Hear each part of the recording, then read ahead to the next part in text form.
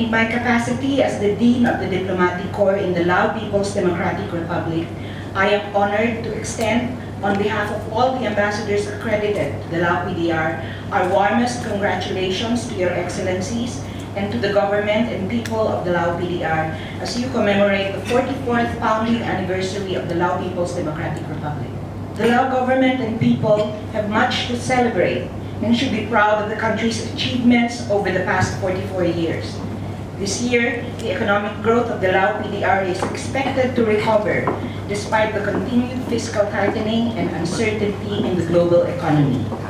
The World Bank had reported earlier this year that the Lao PDR is one of the fastest growing economies in East Asia and the Pacific, and that the Lao government has made good progress over the past 20 years, notably in cutting poverty in half, reducing hunger, and improving education and health outcomes in the country. บิดาอันเตทูตอาวุโสที่นับถือมรรดาทานทุกานุทูตผู้ตั้งหน้าองค์การจัดตั้งสากลประจำลาวพร้อมด้วยผู้สมรสที่นับถือบรรดาทานแขกที่มีเกียรติทานยิ่งทานใต้ที่นับถือก่อนอื่นข้าพเจ้าขอตั้งหน้าให้การนำภาครัฐแสดงความขอบใจเป็นอย่างยิ่งที่บรรดาทานทั้งหลายได้สละเวลาอันมีค่ามาร่วมอวยพรอันพวกข้าพเจ้า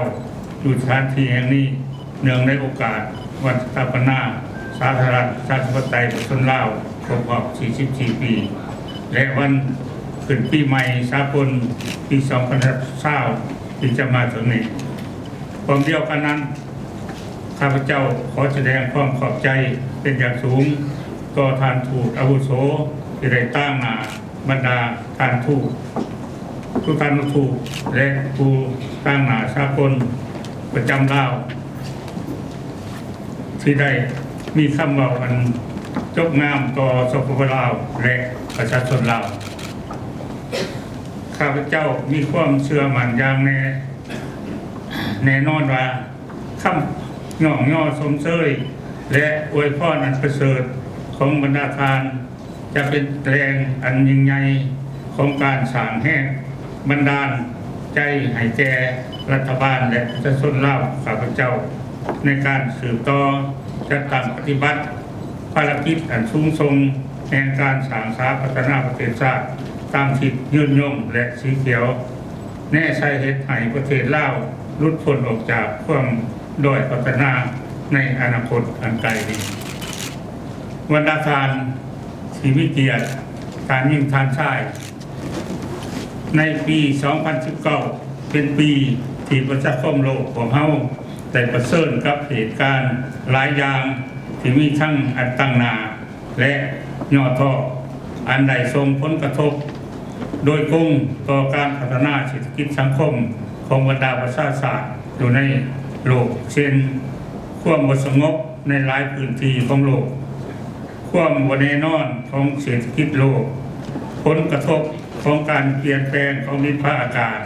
โดยเฉพาะภัยพิบัติธรรมชาติที่เป็นภัยคุกคามอย่างหายแห้งต่อการดำรงชีวิตของประชาชนและการพัฒนาของหลายประเทศในโลกรวมทั้งสปปลาวต่อหน้าสภาพการดังกล่าวในได้เรียกร้องให้บรรดาประชาชาติในโลกต้องได้ออกแห้งสุกยู่